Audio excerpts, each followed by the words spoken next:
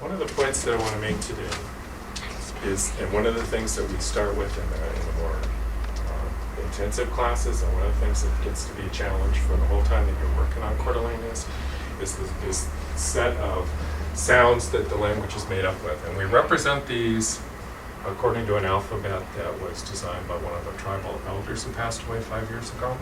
And all of the materials that you see in the language through the webpage, that we print, that are in the high school curriculum, that are in the college classes, and we'll use here, are all done in the alphabet, the writing system that was developed by Lawrence Nicodemus.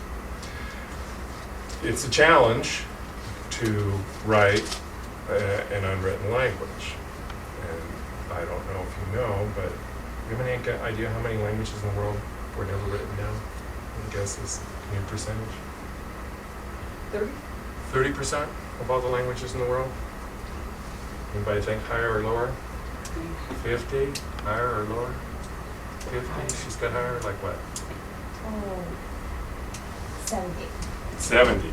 70% of the languages in the world have no written tradition? 90%. 9 out of 10 languages in the world have no written tradition. Yeah. So obviously, you don't learn a language by reading it. Right? You learn a language by speaking it. Do you remember when you started reading?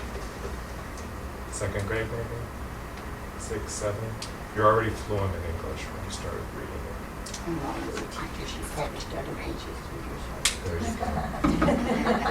She was already fluent. So, nevertheless, even though there's a tradition of not having written traditions in language, linguists have gone around the world and have developed writing systems to record those sounds, to record the way those languages sound.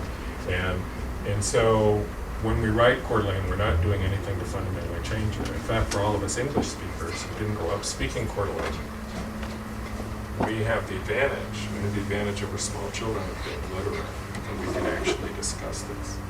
We could talk Coeur d'Alene for the next 6 weeks, and you could derive all these possessive pronouns on your own, or I can explain it to you in 10 minutes and we're done with it. So we're going to start off by just looking at some of the fundamental sounds of Coeur d'Alene. Just some of the fundamental sounds of Coeur d'Alene. We start with the hard ones.